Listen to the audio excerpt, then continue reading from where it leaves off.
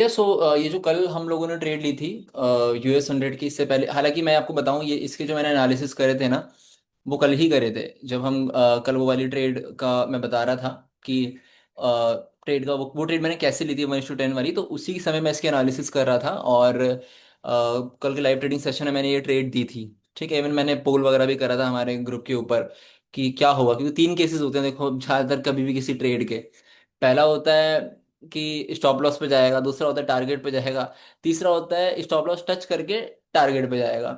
तो मैंने तीनों केस लिखे थे पोल के ऊपर, कुछ लोगों ने वोट किया था, कुछ लोगों ने। हाँ, बट मेन चीज, अच्छी चीज क्या थी, मैंने ब्रेक इवन कर दिया था स्ट्रेट को। तो मैंने पूछा था कि ब्रेक इवन के बाद क्या होगा, मतलब मैंने ब्रेक इवन के बाद मैंने पूछा था कि ब्रेक इवन हिट होगा, टारगेट जाएगा जाएगा या ब्रेक इवन के बाद टारगेट पे जाएगा।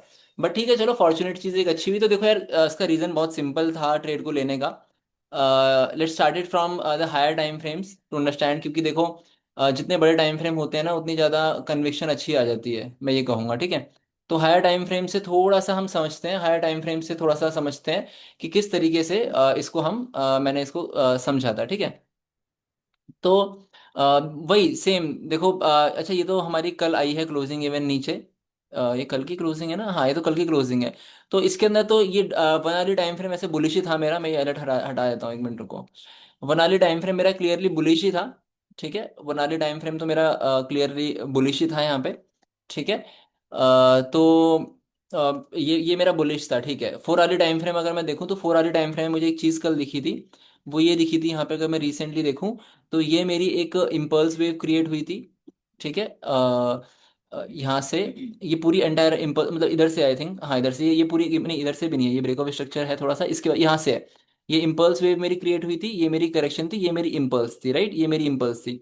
तो मैं इम्पल्स वेव के अंदर था, ये मुझे क्लियर है। ठीक है, फोर आर्ली के अंदर, और यहाँ पे ये फोर आर्ली का चेंज ऑफ करेक्टर हुआ था। ये मैंने फोर आर्ली का चेंज ऑफ करेक्टर लिखा हुआ है, देखो break of structure, I mean break of structure, मतलब trend continuation is break of structure. Break of structure मेरा हो रखा था, प्रीवियस वीक लो की नीचे की लिक्विडिटी भी इसने ले ली थी। बट मेरा ये था, मतलब ये भी मेरा था कि ऊपर भी जा सकता है। बट सबसे अच्छी चीज पता है लाइफ में क्या होती है, कि अपने एजम्पशन ना करो। जो ट्रेंड बोल रहा है, जो चार्ट्स बोल रहे हैं, जो मार्केट बोल रही है, उसके हिसाब से आप चलो। तो फोर आवर्ली मेरे को क्लियरली बेयरिश दिख रहा था, ब्रेकआउट स्ट्रक्चर दिख रहा था, अच्छी चीज थी।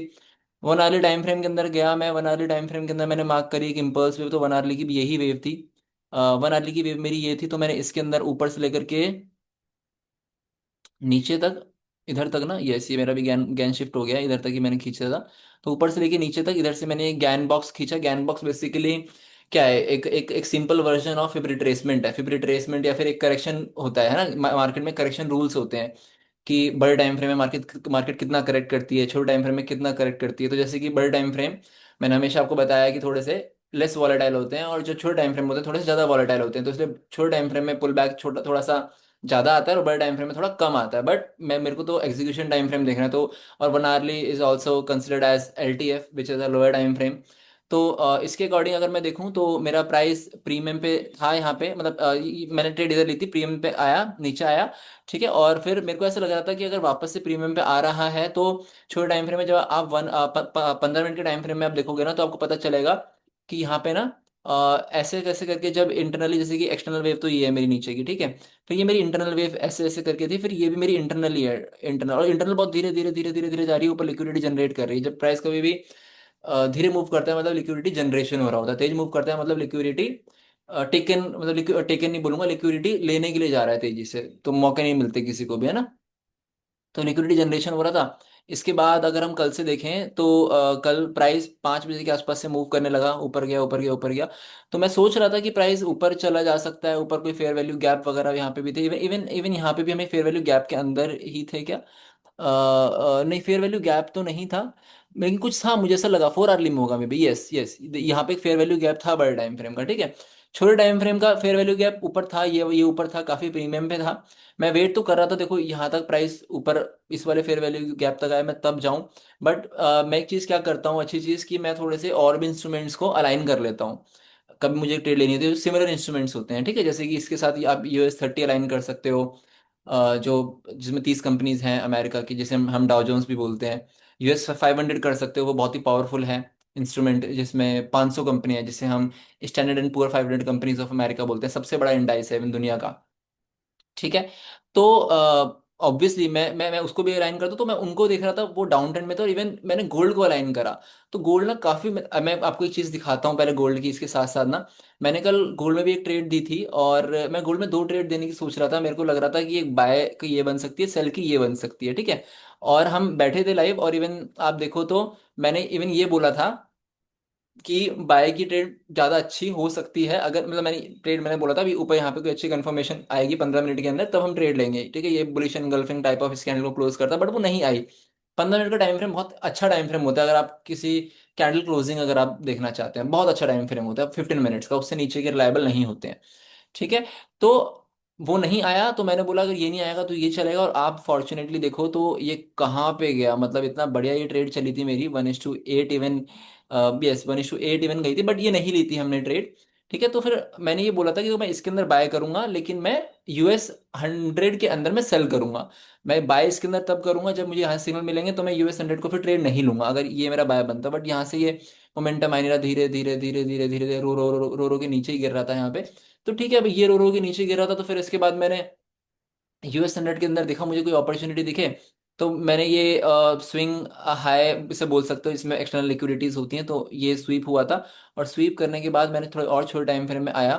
देखो ये आपको पता है कि हमारा ट्रेंड डाउन है, स्ट्रक्चर डाउन है, सारी चीज़ें डाउन है, तो ये A+ सेटअप था, और प्राइस प्रीमियम जोन के ऊपर भी था, तो A+ सेटअप था अगेन ये। तो बस यही है। फिर यहाँ पे आई थिंक एक छोटा और टाइम फ्रेम था 1 मिनट के अंदर, यहाँ पे कुछ एफवीजीज वगैरह बने थे, जो ये मैंने मार्क करके रखे हैं, इफ यू सी, ठीक है। ये एफवीजी था, छोटा सा एफवीजी फ्लिप हुआ, प्राइस ऊपर गया। यहाँ पे भी एक छोटा एफवीजी बना, वो भी फ्लिप हुआ, ठीक है। इसके बाद CISD आया। CISD क्या होता है? Change in state of delivery. उसका मतलब क्या होता है? जब कोई लगातार कुछ कैंडल्स की सीरीज बनती है, जैसे ग्रीन कैंडल्स की सीरीज बनती है, रेड कैंडल की सीरीज बनती है ना, तो जब जैसे कि रेड कैंडल की सीरीज बनी, मान लो 1 2 3 4, अब जैसे ही जो सीरीज बनी थी वो सीरीज के ऊपर क्लोजिंग आएगी ना, यहाँ पे तोड़ के ऊपर यहाँ पे क्लोजिंग आ जाएगी, तो इसे बोलते हैं change in state of delivery. Basically it mainly uses in lower time frames like 1 minute time frame, 3 minute time frame. यहाँ पे तो ये CISD आया था, तो just on CISD I just took the trade.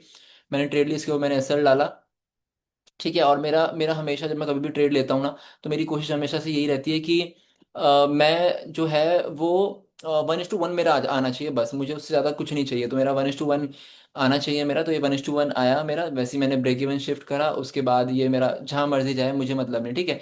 वैसे एक अच्छी चीज़ मैं आपको बताऊँ, मैंने जल्दी क्लोज क्यों करी, आप देखो तो इसके अंदर अगर अभी हम होते, तो अभी हम इसमें, अगर मैं इसे क्लोज नहीं करता, तो अभी हम किस पे होते, अभी यहाँ पे देखो, अभी हम होते अराउंड अराउंड 1:1.4 पे होते, बट हमने इसे 1:3.5 पे, 3.7 पे क्लोज किया था, बट मैंने 3.5 कंसिडर किया है, ठीक है। मैं थोड़ा कम ही कंसिडर कर लेता हूँ। ये मैंने ऐसा क्यों किया था, क्योंकि ना मेरे को ऐसा लग रहा था कि अब देखो होता क्या है ना, ये पूरा एक दिन था, यहाँ से लेकर के आप यहाँ तक देखोगे तो एक दिन था। आप देखो यहाँ पे, रुक जाओ, 10 तारीख कहाँ पे थी, अच्छा सॉरी, ये इस हिसाब से नहीं चलता बेसिकली, तो कैंडल क्लोजिंग तो अलग अलग टाइम पे होती है ना। मतलब अगर आप इसमें जाओगे डेली में, तो आपको पता चलेगा कि ना 3:30 बजे नई कैंडल ओपन होती है, तो ये यहाँ पे 3:30 बजे से हमारी 12 तारीख की कैंडल ओपन हो जाती है। एक मिनट यहाँ पे का, अच्छा ये ना यार देखो, इसमें क्या है ना, बेसिकली ये हमारा अलग तरीके से चलता है ना। बट अगर भैया फॉरेक्स में आप देखोगे, तो फॉरेक्स में क्या होता है, जो क्लोजिंग होती है, जो हमारा लंदन सेशन क्लोज होता है, वो रात में होता है लगभग 2:30 बजे के आसपास, है ना।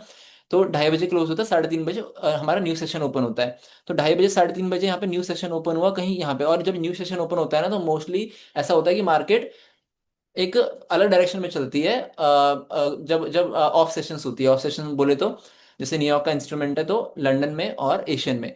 तो बस ये था, तो मैंने सोचा कि ये नीचे जा रही थी, पर मेरे को ऐसा लगा कि प्रीवियस लो लिक्विडिटी में भी ना ले, तो मैंने सोचा कि 1:, हालांकि मैं 1:4 का मेरा था कि क्लोज मैं करने की राउंड फिगर सोचा था, बट ठीक है इतना कुछ नहीं है। तो जहाँ पे मेरे को दिखा, मैं उस समय मैंने बोला कि चलो इसे क्लोज करते हैं हम। जब मैं सोता हूँ कभी, मैं थोड़े अलार्म सेट कर लेता हूँ, मुझे पता है इंपॉर्टेंट टाइम्स जहाँ पे मार्केट फ्लिप्स होती हैं, जैसे कि किसी भी सेशन के ओपन पे फ्लिप होता है, जैसे कि मैंने आपको बता रखा है, लंदन ओपन पे लिक्विडिटी आती है, न्यूयॉर्क ओपन पे लिक्विडिटी मतलब आई मीन वॉल्यूम आता है, तो ऑब्वियसली एशियन ओपन पे भी आता ही है ना। तो ये एशियन ओपन था, एशियन ओपन के बाद यहाँ पे लगभग ये 4:30 के बाद यहाँ से वॉल्यूम आना शुरू होता, मुझे लगा कि ऊपर रिवर्स हो सकता है, तो बेटर है क्लोज कर लेते हैं। बस इसे यहाँ मैंने क्लोज कर दिया था। अब आज इवनिंग में मे बी मैं इस वाले प्रीवियस डे लो को यहाँ से मैं सोचूंगा इसे इसे टारगेट करने का, ठीक है। अभी मैं देख रहा हूँ, होपफुली मैं इसे सोचूंगा, बट अभी नहीं, अभी तो 6:28 हो रहे हैं, ठीक है। देखो स्टिल, अच्छा मैं अब एक चीज़ आपको और बताऊं, देखो अब क्या है, चलो इसका तो हमारा हो गया, ठीक है, तो इसका ये सिंपल रीज़न था। मतलब अभी ऑलमोस्ट जितने भी इससे प्रीवियस सेटअप भी सेम था, ये भी सेटअप थोड़ा सा सिमिलर ही था। ठीक है, बट अभी और आज भी even same setup type of ही बनता हुआ मेरे को दिख रहा है, बट जो काउंट जो जो डिफरेंट सेटअप बनेंगे वो भी थोड़ा कुछ दिनों बाद बनेंगे, वो अभी नहीं बनेंगे। कुछ दिनों बाद डिफरेंट सेटअप बनना शुरू होंगे। अब जब मार्केट अभी तो चलो ट्रेंड के साथ चल रहा है, थोड़ा इजी ट्रेडिंग हो जाती है इस समय पर, बट जब मार्केट एकदम आप कहो कि ट्रेंड चेंज करेगा, है ना, जब एक पॉइंट पे आएगा उसके बाद रिवर्सल लेगा, तो वैसे पॉइंट्स पे market difficult to trade little bit हो जाती है, बिकॉज हाँ हो जाती है वो। मैं उसके लिए फिर हम आगे, अब मैं रेगुलर तो सीरीज तो डालने ही वाला हूँ कि कैसे मैं ट्रेड कैच कर रहा हूँ, तो वो सब चीज़ें मैं डालूंगा ही, ठीक है। सो अभी मैं इसको हटा देता हूँ।